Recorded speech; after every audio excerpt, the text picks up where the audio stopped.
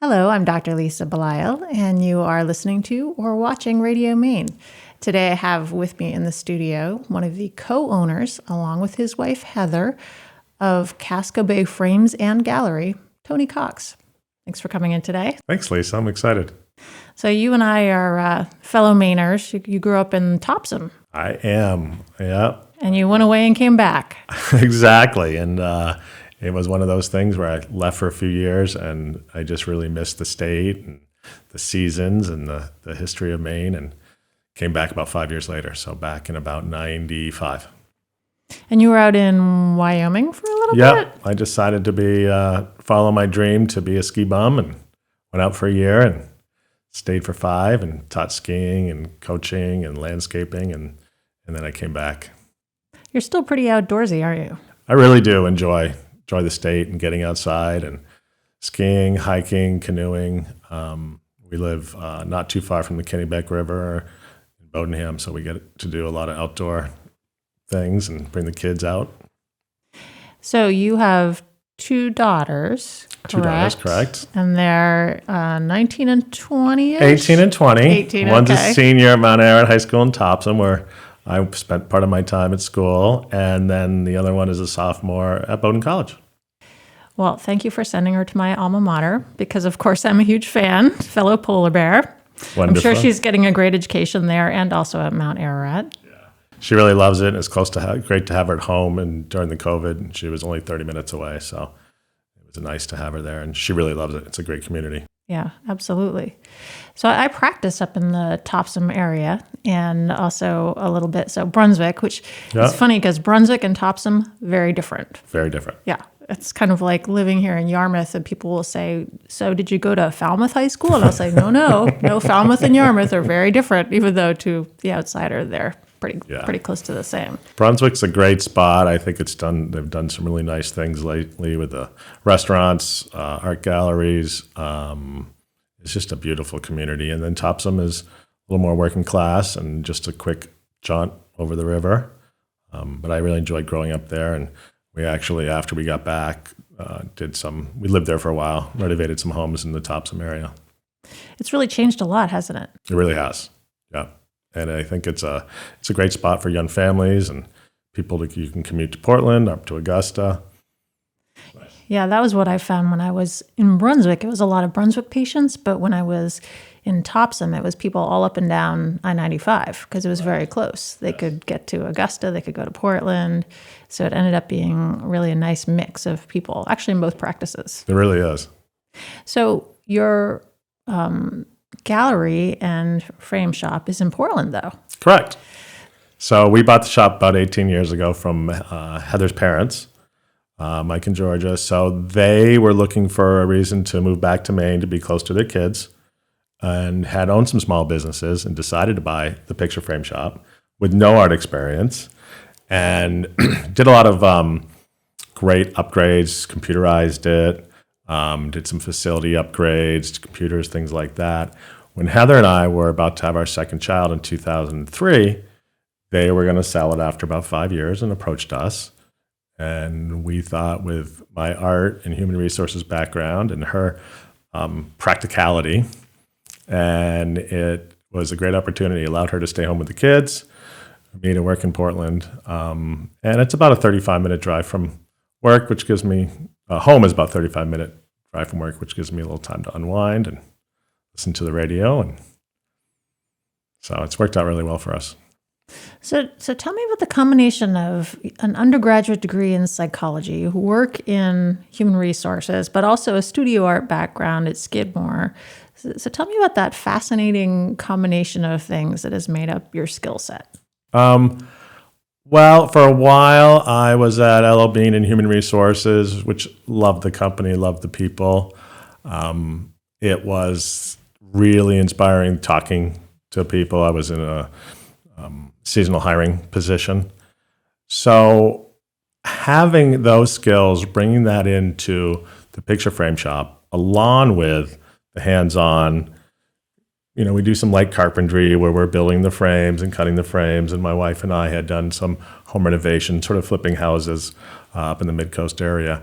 It really worked out well that for me, being able to do multiple things during the day, you're talking to an employee, you're working with a customer, you get to go out back and sort of wind down and build some frames and put some things together, problem solving. So retail really is psychology, and owning a business is really the human resources. And then I like the hands-on part, because when I did the studio art at Skidmore, it was ceramics, wood sculpture, photography, and I really enjoyed that hands-on part. So it allows me to do a little bit of that creative thing. Do you still do any of that? Don't do as much photography as I would like, but now it's more, taking pictures with my phone, or gardening, getting out in the backyard, building, rustic things like that. Really, it's my outlet. So I know that we have behind us a Cooper Dragonette. Yes. And he works with you a lot. Cooper has been one of our great clients. He's actually become a friend. He was the art teacher in Topsom at Mount Aaron High School, where both my girls went. I've loved to see his work develop. And he is probably one of my favorite Portland Art Gallery painters. There's many. But his work is I'd love to see it evolve over the years. And we've also hung a lot of his art at clients' homes. He's very easy to work with. He's just a fun, enjoyable person all around. So that is an interesting thing you're bringing up, the idea of someone's evolving art, that, they're not the same person when they first pick up a paintbrush as the person they become over, 10, 20, 30 years of creating. Yeah. The one of the most exciting, interesting things about our business is seeing all the different artwork that comes in. And you'll see a fledgling artist bring their artwork in, and then 10 years later, be a very successful artist represented all over the country. And that part of the job, picture framing in general, makes it creative makes it inspiring for me and for my framers and designers, because they get a break every 30 minutes when someone comes in to interact them and talk about the art, where they get it, why they like it, and then we get to work with them to pick up the framing and matting that will work with that piece, also taking into consideration their home. So if you're looking at, for example, this piece behind us, and I'm assuming you did this frame, because yes, we did. If not, that would be very embarrassing. but I'm sure we did. Okay, good, because it looks great. It's the 901 profile from Vermont. Okay. So tell me what you were thinking about when you framed this piece, or the people that you're working with, what they were thinking about.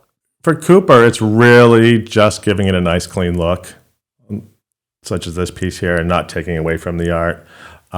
This is a tree called basswood. This wood here, it's actually in Maine, it's a linden tree. A lot of people carve with it. And this is actually an unfinished frame. So this is in its natural state. And I think with his paintings and just having a natural wood that's from the Northeast just really brings the whole piece in together. I like the story behind the piece. We do like a barn board frame, and we do a Maine maple, which I think is, for me, very inspiring to have that something sourced locally. So then people get the story not only of the piece itself, but also of the frame around the piece. Correct. So that's really interesting, because I know that when I've seen pieces before, a frame does make or break a piece often, but I don't often think about the wood itself that goes into making the frame. Yeah. And I think one of the things, we've seen it even more with all the local, the recent supply chain issues, that we're having, problems on these from a really large frame company might be out of stock because it's coming from overseas. But we have a couple frame companies. One is a local woodworker in Hollowell, or Gardner. And then we have this frame, for example, is out of Vermont. And then there's a great company out of Boulder, Colorado that does hardwood frames. So for us, it is feels really good, but it also allows us to give a solid date to our customer and be able to meet that, because we know it's available. Is there a conversation about sustainability in this type of in wood in your industry? Yes, it has become ever more important. What a lot of the larger frame companies, so we work with probably about 10, but we work primarily with probably 4. A lot of them will have a sustainable line, and I think that's really important so that we can pick out frames that have that. I would say picture framing industry as a whole has some room for improvement. The glass, for example, is coated. So unfortunately, it's not recyclable. So those are some things that I'm very interested in looking into ways that we can do a little better. But for the most part, it's wood, it's metal, and the paper is usually backing. So we still use foam core, which, again, I think there's a lot of room in picture framing as a whole. The good thing I can say, though, is that the quality of all picture framers and the materials, you should expect a piece to last 15, 20 years very easily. So it's not, someone's not redoing their art every 5 years. So I do feel like that has something to go for it. And we want people to be able to enjoy it for a long time and not have to worry about it coming apart or it fading, those type of issues. Yeah, that's an interesting balance, right? That if you put something in plastic, it's probably going to last 1,000,000 years, Right. but then also will never leave the environment. Exactly. And then you put something in wood and you want it to last long enough so that you don't have to use more wood in the not too distant Exactly. future. Exactly. So, yeah, I feel like this is something that when I talk to people who are in, for example, the home goods industry or flooring, there's just a lot of this conversation going on, and it's very similar. It has important. to be a balance. Yeah, it's important that we try to limit the waste that comes out of the shop by reusing pieces, donating leftover mat board. Just donated some to the Children's Museum the other day. Things that probably would have gone into the dumpster if someone hadn't taken it. So I really do enjoy that local part of it, making the relationships over the years. So when you take a piece into someone's home and you're helping them, I'm guessing, kind of locate it a little bit and then actually put it up on the wall in the right place, what types of things are you taking into consideration? Yeah, that's a great question, Lisa.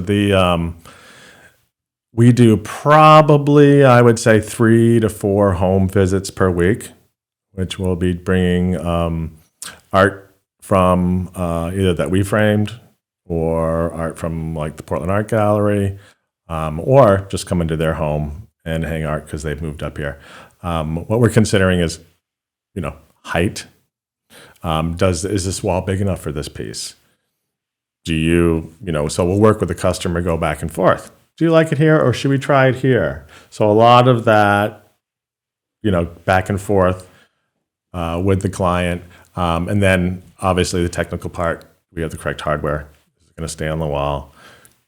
What kind of wall is it? Is it plaster? Do we need to pre-drill? That type of stuff. So we have all that experience and knowledge so that once we put it up, it'll stay up. And if they ever do move, there won't be a huge hole in the wall. But we can go, when we work with designers, it's a real, hey, where do you want this piece? We'll put it right up here. We work with homeowners. They might want a lot of input, or they might just say, hey, what do you think?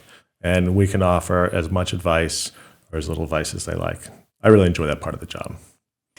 How about lighting? Does lighting ever come Lighting into... makes all the difference in the world. So, for example, when you walk into Portland Art Gallery, it's the pieces. All you see is the pieces. And in people's homes, I often look for the place where the light is the best. It's going to get an afternoon light. Do you have a nice spotlight on it? The people who think about the lighting, whether they're renovating a home or moving into a new home, you can really tell because it makes all the difference in the world. Obviously, we like to see an artificial light on the artwork just because of the longevity and the archivalness. As you know, you walk into the museum and there's never a piece in sunlight. So even with all of the technology today in UV filtering glass, if a piece is sitting in direct light, especially a print, it will fade over time. So Is that a bit of a conundrum ever? The idea that you may need to put a piece under glass to protect it, but then you're potentially creating a little bit of a barrier, maybe a glare on the light. How do you? These are some of the challenges that we deal with every day, and part of the excitement of the job. The glass adds a lot of protection, but it will take away, especially in glare. So we have a product called Museum Glass that will be both low glare and UV protection. A lot of people have had experience when they walk into an eyeglass shop and they say, would you like the UV? Would you like the low glare? And after a while, you're looking at this bill with the eyeglasses and going, wow, is it really worth it? But once you get the eyeglasses that don't reflect the headlights, when you're driving at night, you're like, wow, I can't believe I lived without this. Same thing with museum glass. It is probably a third more in cost, but once you get the museum glass, people will come back and start bringing their other pieces saying, can you switch this for me, Tony? Because I really love the museum glass. So a lot like other businesses, the quality, the high-end products are actually worth it. And I think as I age, I understand that it's worth spending a little bit of money on. The nice thing about oil paintings such as Cooper's and acrylics, they don't have to be under glass, which is nice. So when I am in a client's home, they say, I'm looking for a piece to go here on this landing by the door, why don't you look at some canvases? Because I think that would be really a good way to be able to see the art. Because why have art when you can't enjoy it, when there's glare on it? Or and the other thing is too, is in some situations, a bathroom where it's moist or a very highlight area, purchase a piece of art that you really like the image, but that you're okay knowing that it may degrade over time. So replaceable. So the types of things that need to go under glass, would that be watercolors, Yes. pastels? Watercolor, pastels, any sort of print, photographs are all good examples of under glass. Posters, anything. We put a lot of documents under glass. We also do a lot of shadow boxes of people's keepsakes, jerseys, christening dress. We did a rattlesnake skin, which was very interesting. It was for the cryptozoology. Well, it wasn't a rattlesnake. It was a snake they found in Westbrook for the Cryptozoology Museum. And that was under a big box with a plexiglass front. So those are all protected and preserved and allow you to enjoy them without them helping them degrade slower. Do you find, you said that sometimes people will come in and they'll bring in a piece that was done in a different way, and they'll say, can you do this the way that you did the last one? Is that a common thing that people find, Yeah. oh, this has really made a difference, I want to kind of keep upgrading all the rest of my work? Yeah, one of the great things about the picture frame industry is that they're always looking. So at the picture framing manufacturers, they're always looking at trends. White, is it oak? Like, for example, we're seeing a resurgence in oak frames. We're seeing white being more popular. So the frame companies are seeing those, working with designers, talking to folks in that industry and seeing where things are going. And then they'll be like, hey, we have a new line of oak frames or white frames. And so folks will come in and say, I've redone my room. I've redone my home. We want to move this piece from here to another. And then one of the first things we talk to them about is, tell us about the room it's in. Often they'll bring a picture or a paint swatch, and then we can work with either the matting or the framing to help complement that. What are some of the biggest mistakes you've seen people make with pieces? You don't have to name any names. Nope, no names. Number one mistake is putting a photograph, print, piece of work on paper up against the glass. So part of archival framing is always putting an airspace between the glass and the artwork. And we do that a couple of ways. We can put a little acrylic spacer underneath the lip of the frame to create that space. But the matting you see with the little bevel, and that's very typical, creates that airspace as well. So that is probably the number one mistake we see is that. The other would be art that's not encased. So there used to be a trend of these frameless or clip frames. It would be just a piece of glass and maybe a piece of foam core, and then there'd be little clips around it. And that's bad because all the outside moisture and environment is coming in the sides of that piece there. So that's another thing we see. But definitely number one is the glass up against the art. Also, if a piece is the frame's too thin and it's been hanging on the wall for a long time, it will start to feel the weight. Maybe the bottom corners might be coming apart because the frame just wasn't sized correctly for the piece or hung in a manner that was helping it come apart, I guess. Is it ever possible to do restoration on pieces? Do you ever work with people who do that sort of work? So on the artwork or the frames? Well, either Or one, either I guess. One. Yeah. So we do a lot of work with a local paper conservator who will, I would say 2 to 3 pieces a week, where we might refer a client to them. You have an old document that has faded, a piece of artwork that has been stained over time, and she has methods to bathe, restore, lighten, neutralize those pieces. Paintings, we don't see those as much, but we have some people to refer for that, including someone who works for me who has a side business in painting restoration. Frames, there's a wonderful person in Portland who does frame restoration, which is a whole art in itself. So you have a really ornate frame and a little piece is broken off, but the rest of it's perfect. She can take a mold of a piece, duplicate it, and recreate that missing piece, like in a plaster type material. So what we sort of stop at the rebuilding. You bring in an old frame in and say, oh, this was for us, much bigger painting. Can you cut it down? Oh yeah, we can cut it down, rebuild it, put it back together. But when it gets to actual cosmetic work to the frame, we have some great people to refer our clients to. So you know your niche, and you know when to move people to the different specialties to deal with other different issues. Yes. It sounds like. Exactly. Very similar to medicine. Really. Exactly. We do everything with your artwork. And as far as framing goes, we can deliver, we can install, and then we refer people if they need to ship or if they need to have the artwork restored or scanned. We often, when someone has a really interesting or a really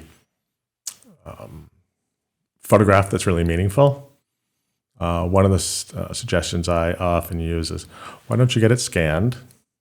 And then so you have a digital copy. And we could even frame the digital copy, and you can keep this original, in a nice archival folder in a safe place in your home. Because we do understand that artwork does degrade, and you want to keep these things for as long as possible. So you said that there's some psychology involved with retail. And having done a little bit of retail myself and having done a lot of psychology over the years in various jobs, I know that sometimes one of the issues that comes up is 2 people come in with something and they don't agree on the approach to whatever that is. Oh, so maybe it's a couple, 2 partners. Maybe they have a piece that they really love. Maybe they have a Cooper Dragonette. One of them wants it to be in oak. One of them wants it to be in linden. How do you approach that situation? I think that is one of the most entertaining and challenging. And I guess challenging isn't the word, because we always come up with a solution.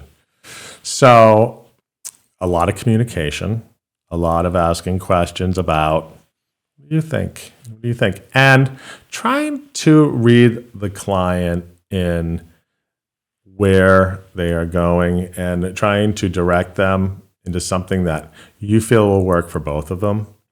Maybe someone says, well, that's okay. And then you say, okay, let me go back to the wall and grab another sample. And maybe this is, or they're looking at a pink mat, and maybe you go just a little bit in the softer or the peach colors. It is it's amazing. One of the greatest things about picture framing is you could spend 10, 15 minutes with the design. You could spend an hour and a half. And during that time, you build a relationship with the client or clients, especially if there's two of them and they're debating back and forth and you're working with them to come up with a solution. And then to see them come back in 3 or 4 weeks when we have the piece done, and to just see the excitement and glow on their faces, because we're showing them a small 6-inch sample and we're trying to explain to them how this is going to look and the size, and they come back and they're like, wow, we didn't expect it to look that good. So compassion, patience, and just understanding that people are going to have different opinions. We want to respect and honor their wishes, but it's also our job to say, I think that's a great color, or I think that's a good method for framing, but I would suggest maybe this glass or this frame or this different color here would be better for this reason. And then in the end, obviously, it's their choice and we're there for them. Yeah, that makes a lot of sense. I think what you're describing is honoring where they're coming from, but also honoring where you know they want to go. And maybe they don't actually know how to get there. They think they might know how to get there, but that's, you know, a little bit better because you've been that road before. Done it for a long time. And all 9 of the current employees are artists who have their own mediums. One's a photographer, one's a collage artist, a couple painters. They all have that eye as well. So I think having the gallery, which is their artwork, attached to our framing studio, allows the customer to see, oh, that's Michael's piece. Oh, and Michael's helping me. Michael, what is that frame you have on your piece? That really for us, I think it's a great combination of things. We're in a strip mall, which I have just learned to embrace. And it's great because we have a wonderful location and great parking. But it's not the type of place you picture walking into to be working with professional picture framers and artists. But once people walk in, see the warm, welcome feeling that we have. We know a lot of our clients by name. We have a really great return rate for people who come back in, and they know a lot of us. Hey, Tony. Hey, Mike. Hey, Holly. How are you doing? So I feel like for us, it's a great combination of being convenient, but then having this little space where people, they're going to Hannaford. Oh, I just want to stop in and see what's on the walls. So once they discover this little hidden gem, I like to say, in the Hannaford shopping plaza, they come back. Well, I mean, to be clear, you're actually near a very nice Hannaford. You're right near Back Cove. I mean, the water's right across the street. We have a water so exactly. Yes. Exactly. Where else can we get that? Yeah, and people could, I think, pick up a sandwich too while they're over there looking at Exactly. the artwork. So exactly. they can get anything they want over there. Yeah. So that's right. Do you think that art, when it comes to your field, are people looking at it more from a design standpoint or from an emotional standpoint? I think there's a little of both. Definitely when people walk into a gallery, they get a feel for it. And things will catch their eye and they go to that. I do feel like from the interior designer's point of view, which we work a lot with and we do a lot of corporate work, they are looking more on the design sense of the piece. Is this a, contemporary piece? Is this traditional? I feel like we can add some with the frame. So like, for example, this Cooper here, if we put a large gold frame on it, it's going to look completely different and feel much different to the client. So I think there is a little bit of both depending on the client. I think we see a lot of personal clients who bring in their artwork for themselves. Is really emotional. And that's why we want to be extra careful, assure them that we're going to be really careful and use the correct techniques and care with this piece. And with the designers, it is really, what we're doing 14 pieces, how do these frames all complement the look you're going for in the house? So we have a floater frame on this one, we have a traditional frame on this one, and do we do that with the color?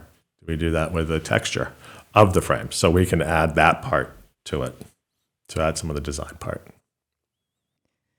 Isn't it also true that by actually putting a frame around something, you can create, and I'm using air quotes, art out of something that maybe not everybody would have previously thought was art at all? That is really a fun part of the job. We had a woman who had ordered some pottery online from a local artist. I shouldn't say I guess it was online. But a local artist from Bodenham shipped her a package and had drawn a thank you and a picture on the outside of the cardboard box. She brought it in. So that was one of the things she was going to frame. And the wonderful part of that was, okay, how are we going to make this cardboard box part look really good?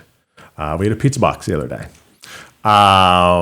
So that is the fun part. And it's so great to see what the clients are thinking of when they come in with a dish towel, there's so many pieces I could think of, and we can turn that into art. So is it a really big frame on a small piece? Is it a large mat? Do we float it? Do we, create a shadow box? So that is a lot of just a really great part of the job. Yeah, I think, when I was running today and thinking about my conversation with you, I was thinking that there's this huge metaphor around the work that you do, right? That framing is really everything. It is. It's the box you put around something so that you can focus on what's inside. Yes. And so you're doing that literally, but even somewhat figuratively when Correct. You're doing this with people's pizza boxes. Correct. Yes. That really is it, frame is part of the art. And whether it sticks out and becomes a focal point with some of the, more simple items, or it is in the background, like with this Cooper piece and just the basswood floater, that's the balance. That's a fun part of it, to come up together or work together with the client to get to that end. Yeah, and it reminds me also of a conversation that I had recently with someone about performance, that there are pieces of the performance that you don't necessarily think of as art, but those are also part of the art. Right. So it's not just a technical or mechanical part of it. It is, but what it really is the art of the work that That's goes correct. With the art that's in the work. Yeah. So it's all part of the dance, it sounds like. Exactly. Yeah.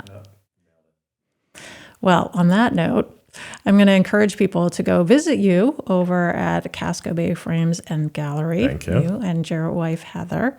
And I'm going to thank you very much for all of the wonderful work that I know that you have framed for my household, because I know we have quite a few of your frames Thank you very in much. place, and also all the wonderful work that you are doing for the Portland Art Gallery. Yeah, it's really been a pleasure talking to you today and working with all the great people at the Portland Art Gallery, and often on my lunch break and bring something by to the gallery, drop it off or pick it up. And I just, I have to tell myself to leave, because just looking around, I just get so inspired by all the different Maine artists. And so thank you very much, Lisa.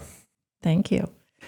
I've been speaking with the co-owner of Casco Bay Frames and Gallery, and this is Tony Cox. I hope you take the time to go visit him over at his location, and I hope that you have already had the experience of having something framed, and if not, you certainly should. I'm Dr. Lisa Belisle, and this is Radio Maine.